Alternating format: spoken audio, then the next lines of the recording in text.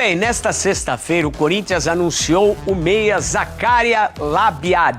O marroquino, que tem 32 anos, chega com contrato até o final desse ano, com renovação automática até o final de 27, caso ele cumpra algumas metas estabelecidas no seu contrato. Zakaria estava sem clube e chega depois de ser indicado por Memphis Depay, que jogou com ele no PSV da Holanda.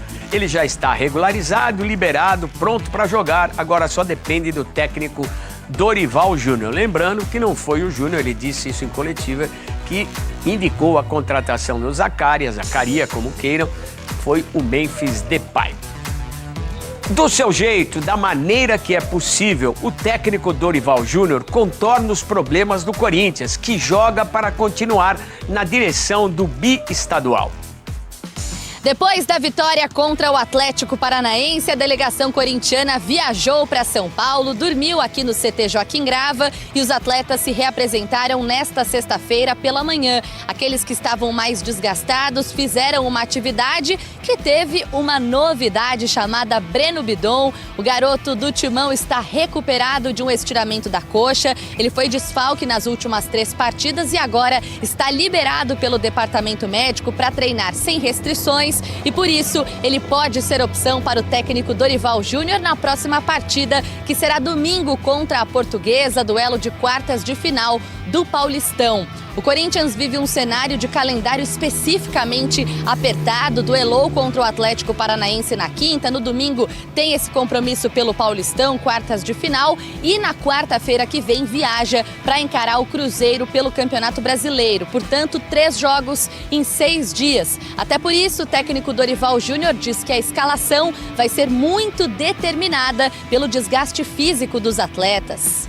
Com certeza, fisicamente, nós não estaremos à altura da necessidade do jogo que nós teremos no domingo. Isso daí eu não tenho dúvida. O Corinthians tem como desfalques Hugo, Caio César, que deu início à transição física nesta sexta-feira, e Yuri Alberto. Aliás, essa é uma dúvida lá no ataque, quem vai substituir o camisa 9, que segue se recuperando de lesão. Na partida contra o Furacão, o Vitinho começou jogando, e para o duelo contra a Portuguesa, além dele, o Dorival tem o Guinegão e o Pedro Raul como opções. Nessa lista entrou também o Matheus Pereira. Ele deixou o gramado da Arena da Baixada sentindo dores na posterior da coxa esquerda e foi diagnosticado com uma lesão. O Timão entra em campo contra a Portuguesa neste domingo, 8h30 da noite, no estádio do Canindé, e com uma curiosidade justamente nesse palco. Metade dos ingressos para torcedores do Timão e metade para torcedores da Portuguesa, ou seja, um duelo decisivo valendo vaga na semifinal do Paulista e ainda com uma cena clássica de um estádio dividido meio a meio.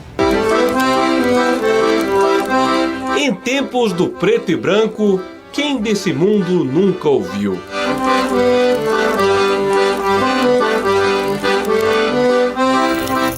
Não há consenso sobre a origem da melodia. Acredita-se que tenha sido composta em circos mambembes da Europa. Por isso, virou uma trilha sonora de espetáculos nas arenas de lona, inclusive do Brasil.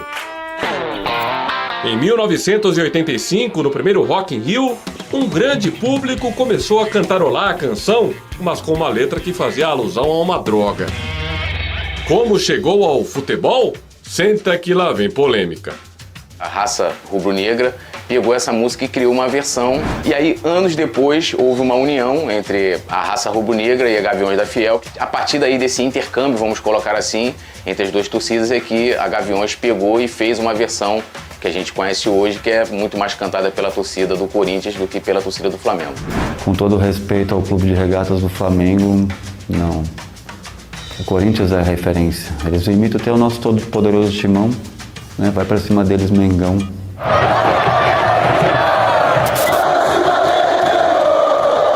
O historiador do Corinthians e devoto de São Jorge garante que foi no Campeonato Paulista de 1987 que o time do povo paulista abraçou a música, mais particularmente no Pacaembu, dentro da Gaviões da Fiel. A gente estava nas últimas colocações. Eu ficava muito no centro do Gaviões, na bateria, né? Eu, se eu não me engano, foi o Miguel, puxou ali no meio. Se abraçaram, começaram a pular e outras pessoas começaram a se abraçar juntas, formando uma corrente criou essa mística, né? O vai e vem para os lados empurrou para cima a equipe comandada por Chico Formiga. Da lanterna, o timão foi subindo, até chegar à final. Só não conseguiu tirar o título do São Paulo. Doeu um pouco no começo, até pegar o ritmo e a sincronia do negócio. Ninguém entendia bem aqueles abraçar e muitos não se abraçavam, tinha as quedas, aí dava aquela gargalhada. Um tropeça no pé do outro, mas é tudo na pura calma ali. Na época, a Fiel já cantava Corinthians veio pra vencer, mas completava com e o adversário pra perder. E não a gentileza que a gente ouve nas últimas décadas.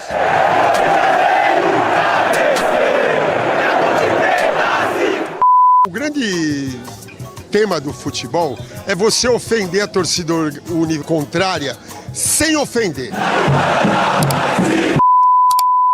Ofender com muito respeito. Com muito respeito é aquela ofensa que a gente sabe que é mais da boca pra fora. Essa regra é clara.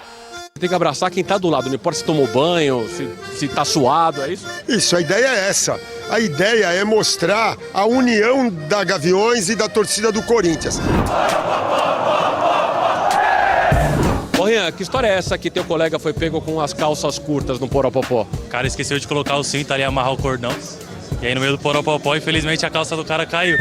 Mas na hora já levantou, já continuou segurando uma mão na calça, outra mão no Poropopó lá e deu tudo certo.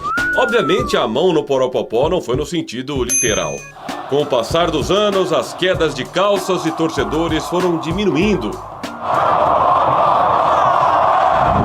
Só mesmo um especialista na matéria para explicar uma energia que desafia as leis da física. E a gente pode comparar essa onda que a galera faz no movimento do Poropopó a uma onda mecânica transversal. Por quê? Enquanto a galera se desloca para a direita e para a esquerda, eles também pulam para cima e para baixo. Isso gera um efeito de uma onda que se propaga na direção de X e oscila na direção de Y. Magrão, o que significa Poropopó para o corintiano? Bom, o Poropopó eu acho que é a maior manifestação popular que existe dentro do estádio de futebol. É onde mostra toda a nossa irmandade. O corintianismo é isso. O corintianismo ele é um combustível que faz as pessoas se irmanarem e lutarem juntas, né? No Corinthians tudo é diferente. O som de corneta da Fiel é de incentivo. Essa onomatopeia virou um segundo hino para qualquer alvinegro da capital paulista.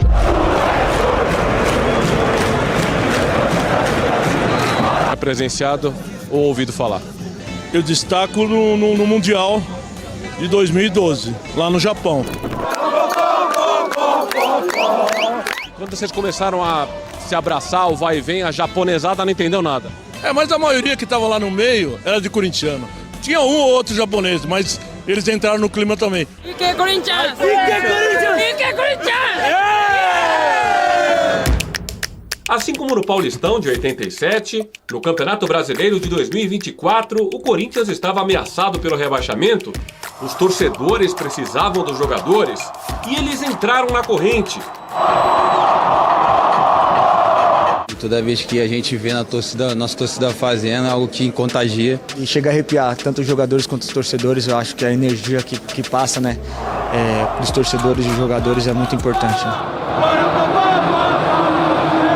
Com uma sequência de vitórias inacreditável, o alvinegro não só se safou, como conseguiu a vaga para pré-Libertadores, em ritmo de Poropopó.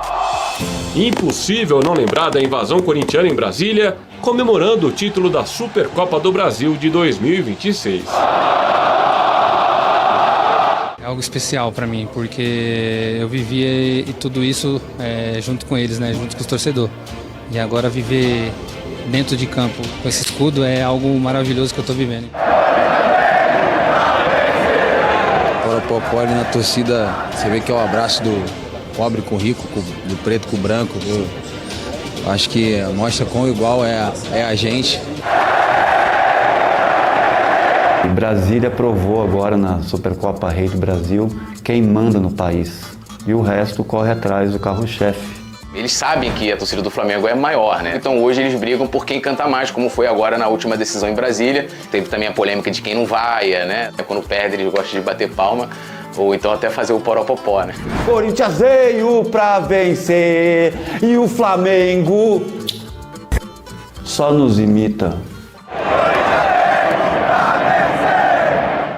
Um cântico, uma evocação, um segundo hino. Impossível descrever em poucas palavras o significado de Poropopó. Mas dá para dizer de maneira 100% fiel que não existe nada que simbolize melhor a união alvinegra. Se você é corintiano, pretende começar a ir ao estádio e cogita a hipótese de ficar de fora, um abraço.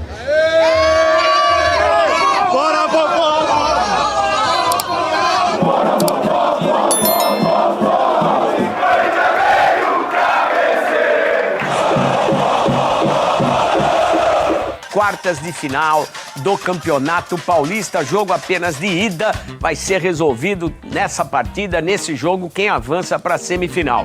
No sábado nós teremos Red Bull Bragantino e São Paulo, e também Palmeiras e Capivariano. No domingo, mais 2 jogos, Novo Horizontino e Santos, e o clássico aqui da cidade de São Paulo, Portuguesa e Corinthians. Que matéria bacana, hein, Fiel? Que matéria bacana. A Poropopó é a marca registrada das torcidas do Brasil. E depois daquela finalíssima ali na Recopa, já viu quem é que verdadeiramente manda no futebol brasileiro. Não tem nada de Flamengo, um misto de várias torcidas que se forma a torcida do Flamengo. E a do Corinthians disparado invadiu Brasília, deixou a do Flamengo caladinha. E se a gente for colocar no papel verdadeiramente só quem é realmente flamenguista, daqueles que são realmente corintianos, a do Corinthians é muito maior, porque não vale ficar pegando torcida de outros times, né? Corinthians que tem aí anúncio oficial do Zaccaria Labiad, já tá no bid, inclusive pode fazer até sua estreia agora no domingo contra a Portuguesa. Corinthians que vai ter novidade, volta bem possível aí do Breno Bidon, e o ataque fica naquela dúvida, Vitinho, Guinegão, ou se não, Pedro Raul. Yuri Alberto ainda segue de fora, a expectativa até a finalíssima aí, caso o Corinthians chegue, e vamos chegar, que ele esteja disponível. Gostou do vídeo, fiel? Se inscreva aí no canal, fortaleça com aquele like de sempre. Eu sou o Luan, até o próximo vídeo, valeu!